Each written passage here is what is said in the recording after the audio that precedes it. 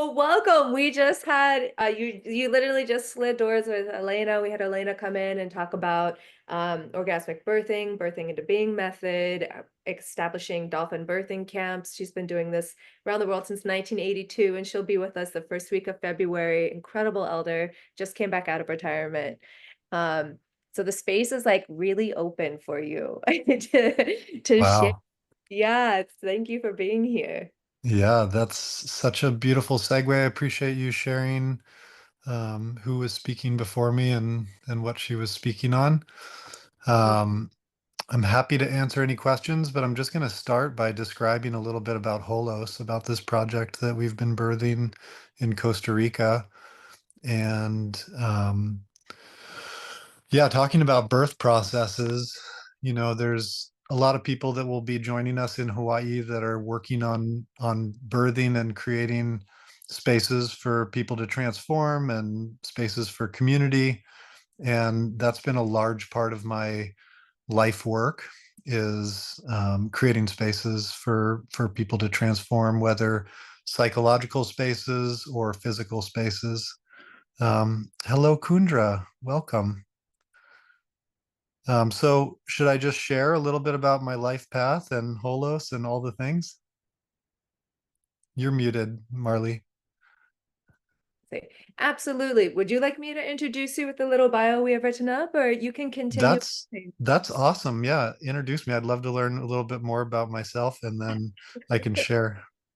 Absolutely. Okay, so let's see here.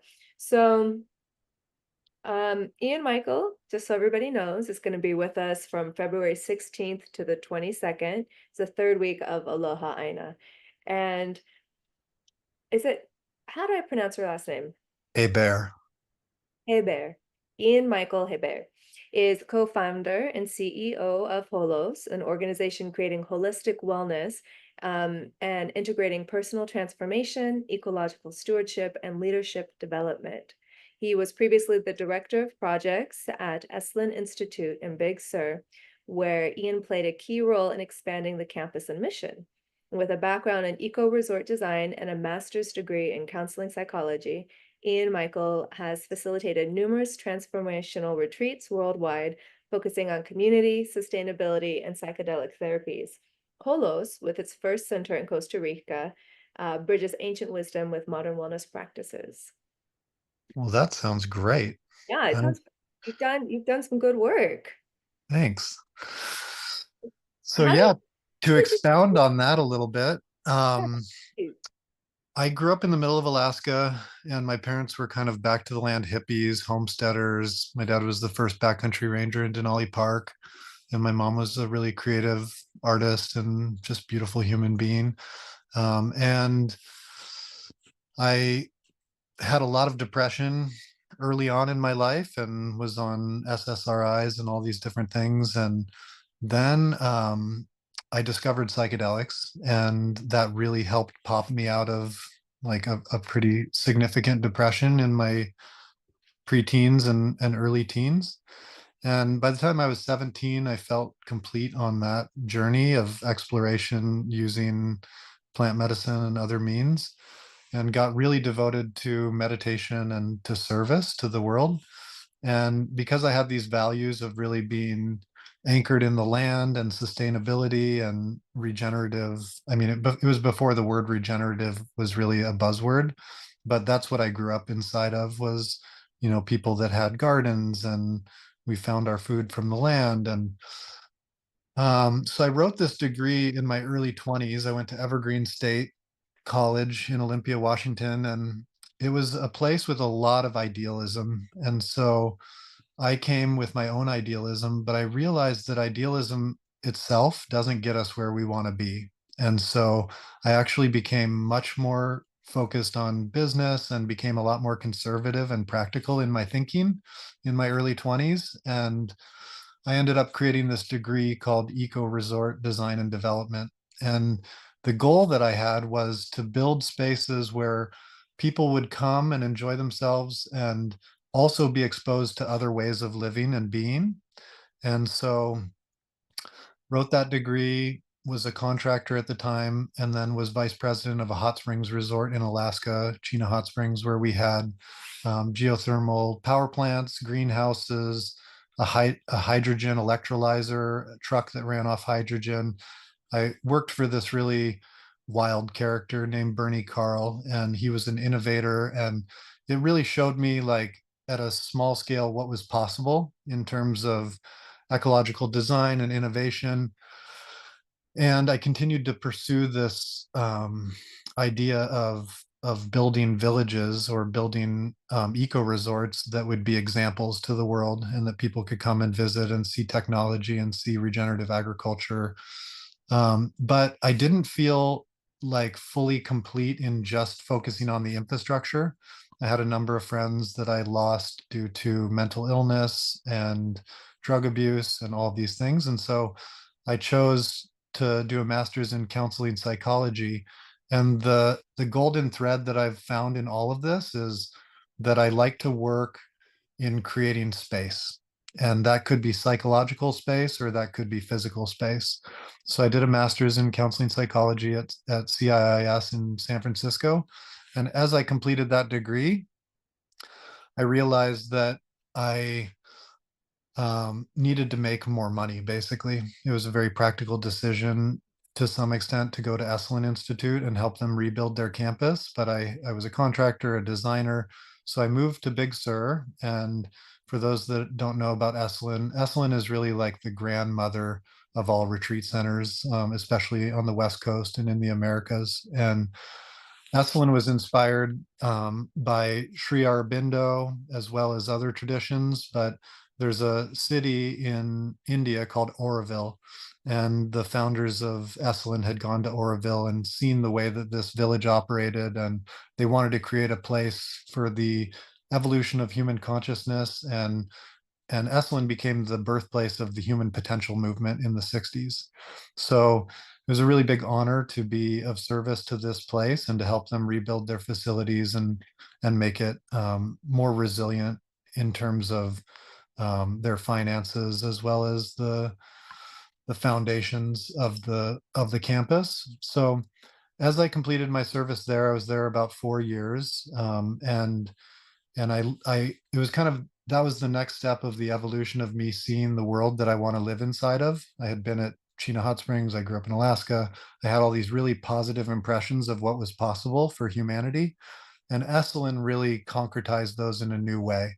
It was a place where my kids could run around free and, go to the art barn or go work at the gate. And it was such a safe environment for them, physically as well as psychologically. And we had a farm and we had Gestalt practice and we had all these things that were an integration of both my desire to build beautiful things as well as be in a community that is committed to personal practice and personal development. So as I completed my time at Esalen, I was approached by a gentleman named Stanislav Grof and his nonprofit. And Stan Grof was an LSD researcher in the Czech Republic when it was legal and when they were doing the original research with LSD for psychotherapeutic uses. And he moved to the US, and shortly thereafter, the psychedelic programs and research were really shut down. And so he developed something called holotropic breath work. And holotropic breath work is a conscious connected breath with music that allows people to go into non-ordinary states of consciousness and do really deep healing. And through his work with psychedelics as well as with breath work, he started to watch people go back into states that could be described as birth traumas. So, bringing this full circle to your last speaker, I wanted to just talk a little bit about the stages of birth and how that applies to the building of a project and also to our own psychology. So there's 4 stages to the birth process as Stan describes them, the perinatal matrices. And the first is where we're just in the amniotic fluid and we're developing and we're kind of in a unitive state with our mother, and we feel all her emotions. We get the nutrients through our umbilical cord of what she's eating, and we're in this really kind of expansive growth period.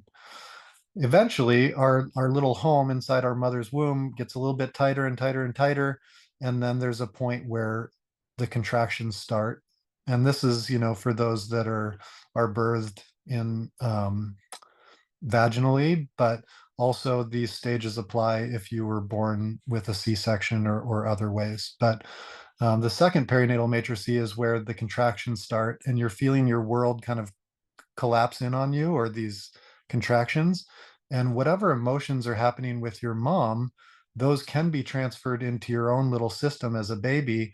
And it may pattern the way that you relate to pressure coming from the outside. So that's the second stage. The third stage is you kind of like make your way and wiggle your way into the birth canal, and you're getting ready to be born. And that's the third perinatal matrice, where there's some directionality and you're being like pushed through an aperture. And then the fourth stage is where you're born and you're an individuated human being. And whatever happens during that first moments of being born also become very strong impressions for your individuality.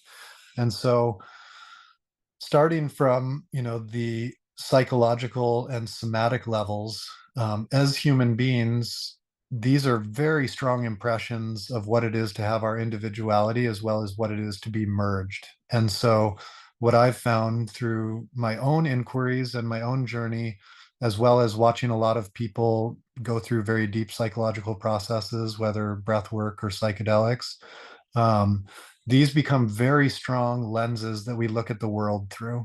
And they're actually like coded into our bodies because of those processes. And thinking about it more metaphorically or energetically, whenever we have a project or an idea, um, there's also stages where initially it's gestating, and it's kind of like there's a lot of fluidity, and slowly that idea of like, oh, I want to build a community starts to get more and more formed, and the baby gets bigger and bigger. And then eventually that idea is ready to be birthed into the world. And as we birth an idea into the world, there's often contractions and expansions and moments where we're like, oh, yeah, this is going so well. And then there's moments where it's like, oh, wow, this is really challenging. And we're bumping up against like the reality of birthing a project. And then eventually there's like a point where it's like, oh, okay, this is the direction, this is the land, this is the team, this is the idea, and there's some directionality to it. And then eventually it starts to be born into the world, and you have your project. And then that project needs to be tended to and cared for. So I was just in Portugal And at a village. can Sorry, I, go ahead. I'd love to ask you some questions about that. Yeah, let's do it.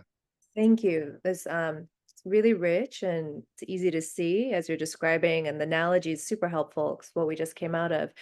Um, Something with Hawaii, for example, is there are many beautiful off-grid, small, independent communities. The Big Island specifically, it's still an active volcano, and the east side of the island hasn't been developed by the government because of potential lava spills. But the resiliency of the people that go to Hawaii is that they will live in paradise and they'll make it work through solar energy, rain caught water, permaculture, new forms of economics outside of fiat, and ways of supporting one another in a village-like model that's completely independent. And within that, of course, there's natural chaos that's mirrored by the spirit of Pele, that lava. Um, but we will also, during your week, be taking a field trip to the Peace Village project with Vanessa Stone on the opposite side of the island, which is a dormant. It's a lava zone, um, what, 3? So there's really no risk over there. Same with waters rising, everything else. And we're going to see what these clusters of long-term established professional communities run by families that are very symbiotic, the way that they've been able to create a village model. And so really looking forward to bringing you all together here. But I suppose one of the biggest things with Hawaii is initially going there pre-COVID in 2020 and staying for just under 2 years. The big initiative at that time was to deeply understand the natural culture of the island, everything from the Aina, listening to the land and the way that the land works and the elements and the animals, to the expat community, to the indigenous community. And somebody's off of mute here. I can go on mute too. There we go. All right. Here we are. So, but from that place, there's the fragility of putting a community, putting an incubator, bringing something that's of significance, that's new, that wants to be there. Because the womb of Hawaii is unlike the womb of Bali, unlike the womb of Portugal, unlike the womb of Costa Rica. It's very specific medicine that I believe the world is ready for and looking for. It has that rainbow tribe unity experience. How have you, and perhaps with Portugal, you can go into this as well, but how do you work with the fragility of a cultural ecosystem while beginning to establish a large project? Yeah, the there's a lot of different layers of consideration when doing a significant project. Some of those are in the physical ecology and the plants and animals and the elements, and like you talked about Pele and the energy bodies that live there, the elementals. And then what you're really speaking to is the cultural ecosystem and how to be in reciprocity and care for that element. So I have very specific examples from projects that I've been on, which is like Esalen. Esalen is named after the Esalen people who originally lived there and used the healing waters for their work. And there's a lot of Esalen people remains and shell mounds and a lot of pieces. And there's a very strong effort right now for reconciliation with the Esalen people. And so there's very active efforts to work that piece. The Esalen people haven't lived there for a long time, but in Costa Rica, I've got a more um, present example because that's where I'm currently working. So I will use the example of what's happening in Costa Rica as potential lessons for what's happening in Hawaii and then any project. So thinking about there's there's a depth of layers of all the elements and the ecology and all of that. And then there's a depth of layers of the historic human habitation of a place and the context of the human habitation of a place. So I shared I grew up in Alaska. Alaska had something called the Native Claims Settlement Act, and the indigenous people of Alaska were given large tracts of land and resources and all of these pieces. But they were given those things by the government, where it was actually their original right was to be in that place. And then the the US bought Alaska from Russia. So there's this whole idea of ownership, and there's this whole idea that we can be in a place and that it has solidity. And what's interesting in a place like Hawaii, where the landscape is literally changing, and like you spoke to, there are lava flows, and these land masses were created by volcanoes. And so humans have been habitating there for X number of millennia, and the Hawaiian people were a very like wise, proud people. They had this kingdom or queendom, and then eventually Westerners came in and started to settle. And because there's a difference between the Western mindset of ownership and what is more of an indigenous mindset of stewardship, it's very easy to see how this what has become the dominant culture was able to take over and colonize the Americas. And so for me, it takes like a very great degree of slowing down and being still and listening for what are all the elements. And some of those elements are quieter than others. So bringing it to the example of Costa Rica, I know that I'm talking a lot, but I'm just going to go for a minute and then you can ask more questions. But on the Costa Rica level, we've worked to also educate the Costa Ricans about the levels of the indigeneity that are there. So when I first moved to the land, we didn't own it. I was in a little cabin during COVID with the one purpose of getting to know the community. And I had just run a retreat on this land, and had brought in a Bribri elder. So there's a number of different tribes in Costa Rica that each have distinct linguistic groups and their own languages. And the Bribri people are primarily from eastern um, Talamanca and the eastern side of Costa Rica. And then the Baruca people were probably the most recent inhabitants of Costa Rica. But what happened in Costa Rica was that by the 70s, most of the country had been deforested, and there was basically something like the Homestead Act in the US where people could just track out a bunch of land and then they owned it. And so the indigenous people had moved into these other communities after colonization, and they were kind of like they were in their small communities. And then Costa Ricans, which are primarily like a mix of Spaniards, Chinese, indigenous, they moved in and the farmers kind of took over these large tracts of land. So, to speak very specifically about Holos, we're in this really sacred valley called the Diamante Valley. We look out at a 600-foot waterfall, and it's incredibly beautiful land. And I I I think this is a pretty closed container. So confidentially, we have a lot of indigenous remains on the land. We have grave sites, we have archaeological remains. And when I was there in 2020, right after running this retreat with this Bree elder, I was kind of like cleaning out closets in this little cabin, and I found a box of like tons of artifacts and whistles and things hundreds to thousands of years old, including like petroglyphs that were on rocks right outside the cabin that had been recovered when the previous owner was like originally making cattle land. So in late 2020, early 2021, I had a summit of all these different tribes from around Costa Rica and invited the elders from these tribes just so that they could talk and have a place to convene. And a number of the elders walked to Holos. So we had this summit, and I asked the Baruca elder, which was probably the last tribe that lived in that area, what do we do with all these remains? And his response was, you should bury them, have ceremony, give offerings. We had already done despachos and like had been doing a lot of offerings to the land. Um, but we buried the majority of all of these things. So that was like phase one of giving peace to the ancestors and bringing peace to the land.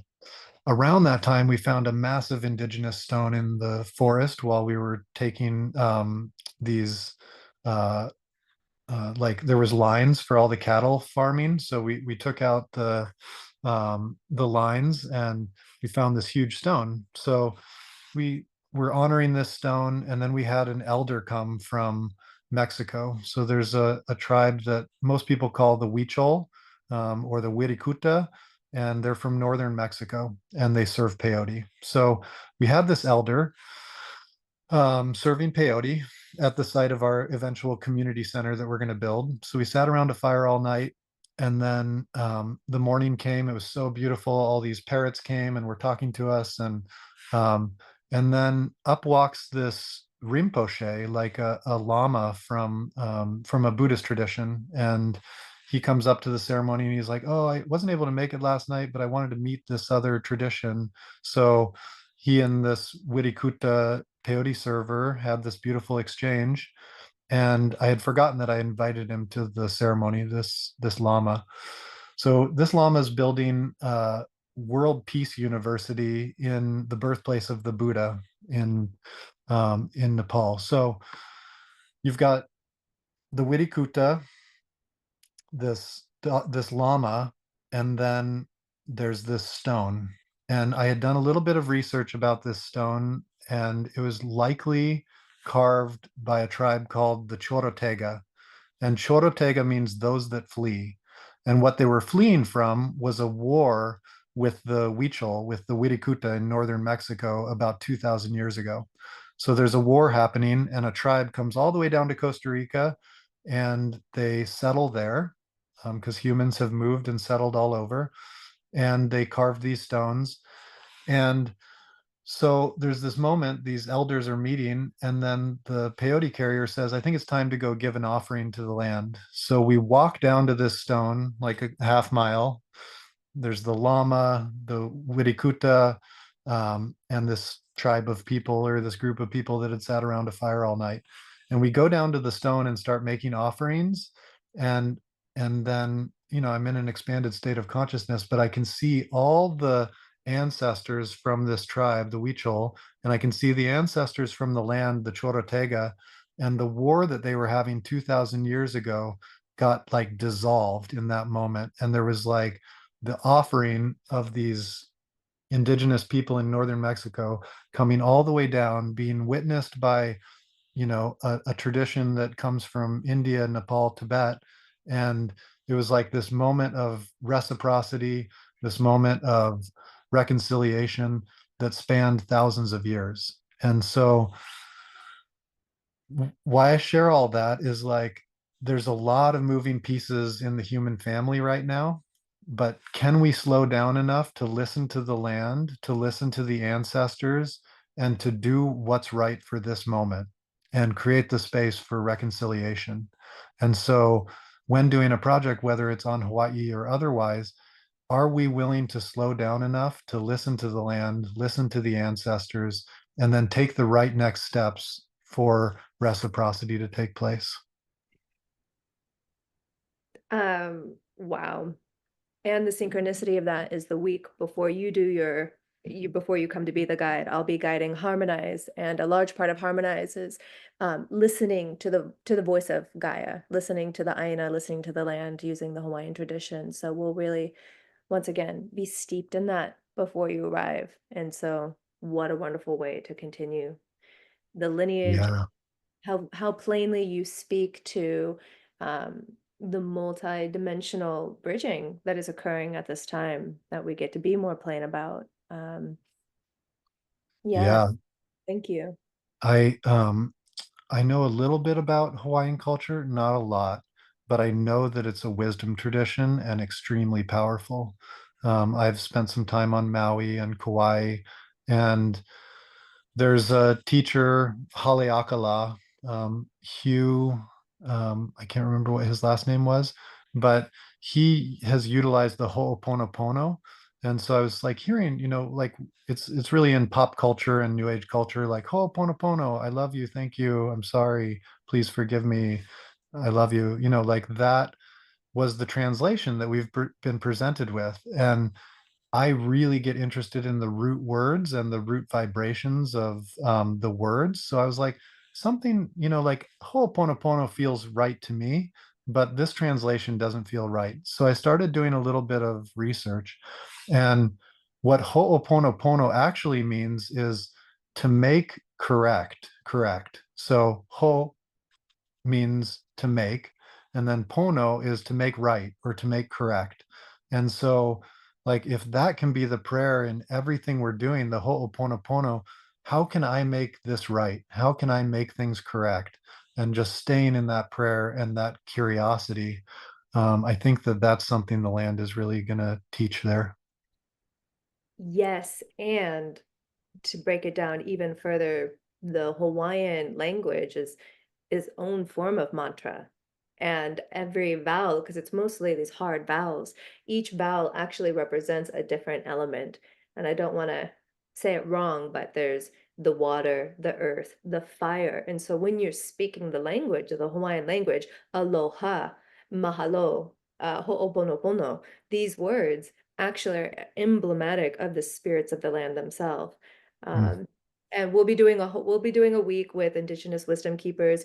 We're courting Kumu Ramsey, so that's who we're hoping to bring it in. And I've been able to sit in a weekend ceremony with him where he teaches this, and yeah, beautiful. Wow. Yeah. Amazing. I'm so excited to also be a student when I come, and yeah. hmm Yeah, I'm already thinking about after your week all the plugins. Uh, Yeah. if you have the time on the island. Well, as we start landing the ship and coming down, I'm curious. Um, what the structure looks like is and your week will be a little bit different because we will be taking that field trip. So I know we're still going to gestate on it. But what do you think would be the best use of you teaching during those 4 days? What Yeah, forward? there's a lot of different things that I'd like to offer. So, when I was in Portugal, I started to develop this frame of looking at holotropic development. And the word holotropic means moving towards wholeness. And so I want to break it down into the different layers, like we've just talked about. There's the elemental layers, the ecological layers, the cultural layers, the infrastructure layers. How do all of these reflect us moving towards wholeness, and really give people like a template and just a mindset of how to move towards wholeness? So I'd like to do a little bit more research about what you're sharing in terms of the vowels and those having elemental correspondence, because that's really important to me. So one piece that I'll be sharing about is just the harmony of the elements.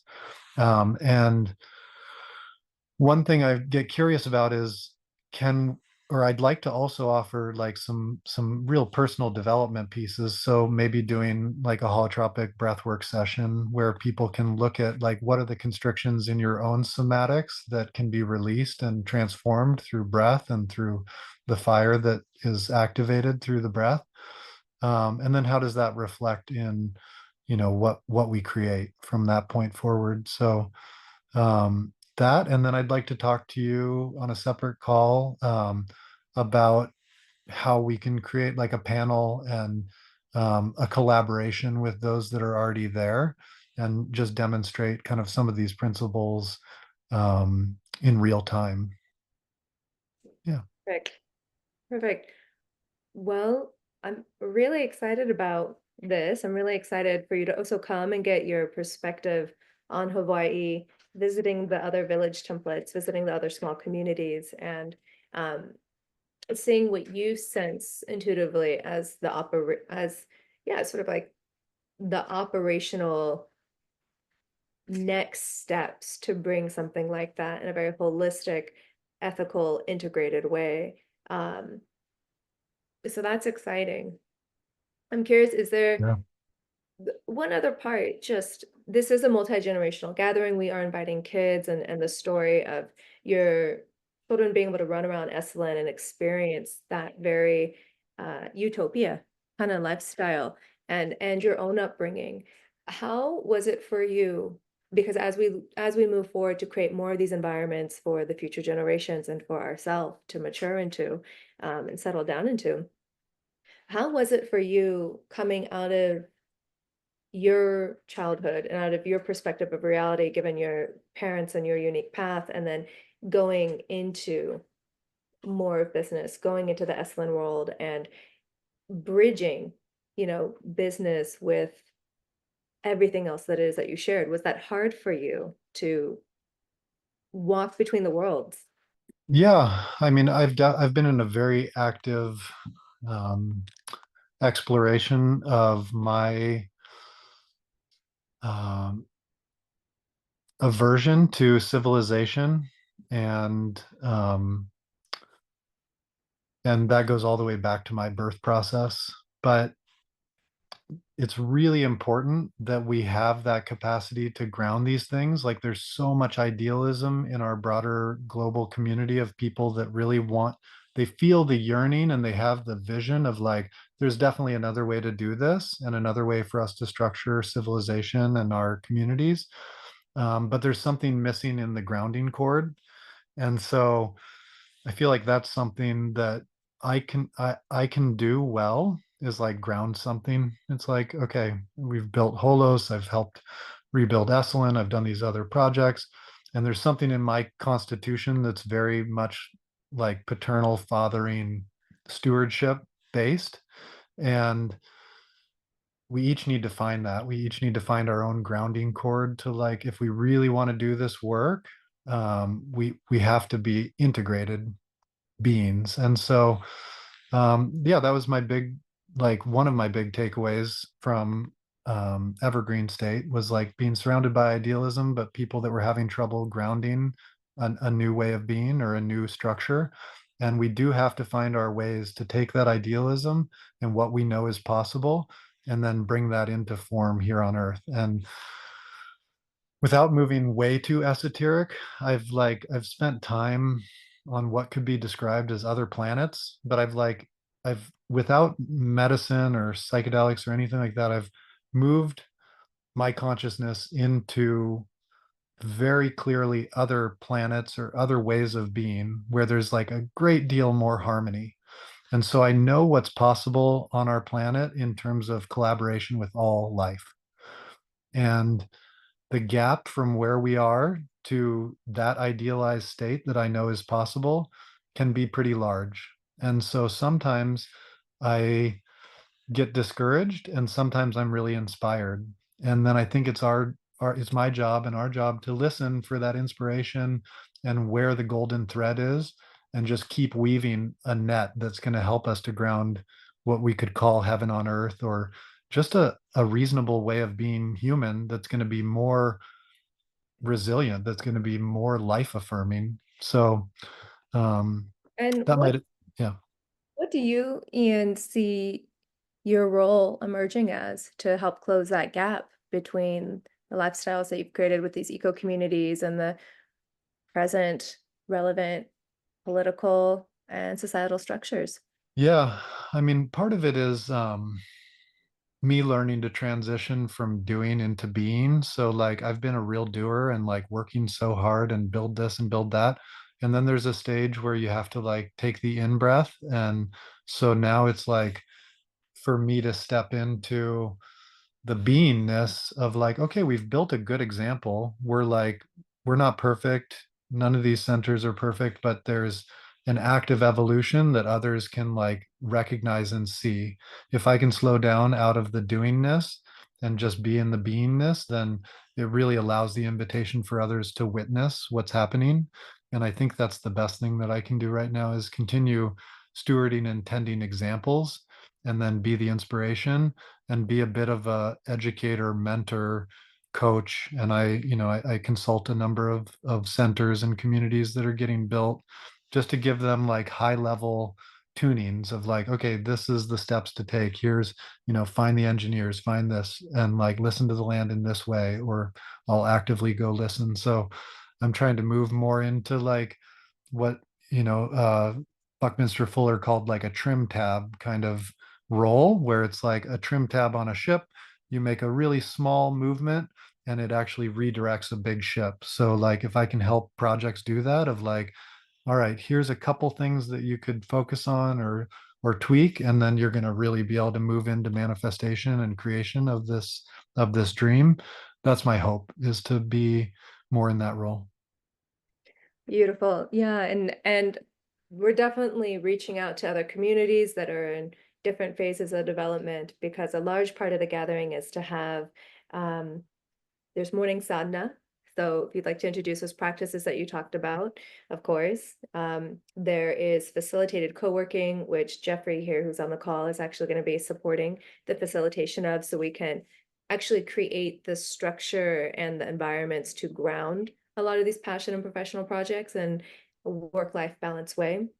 And then to also have the ability to receive direct uh, insight and consultation from the guides, such as yourself, while working on these projects is really priceless because the amount of brainstorming, the amount of gestation and osmosis that can happen where we have similar visions and goals is exciting. Plus the field trips. So exciting to hear that that's the trim tab space you're Yeah, looking to. And absolutely. for everybody else here, we are winding down on this call. Does anybody have questions that they would like to ask Ian Michael? If so, please come off of mute.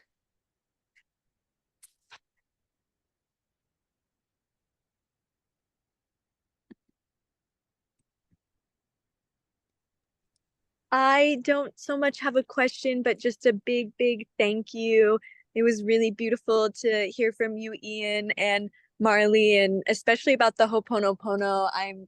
There's just so much magic and wisdom in Hawaii, and it's just really asking for the right community to listen to the land and to bring, really new cities of light. And so I'm really excited to just be there with the soul family that decides to gather. And I'm super excited for your week because I know that I'm working on a project in Ashland, Oregon, and would just love to hear more about Holos and the creation and what worked and what didn't work.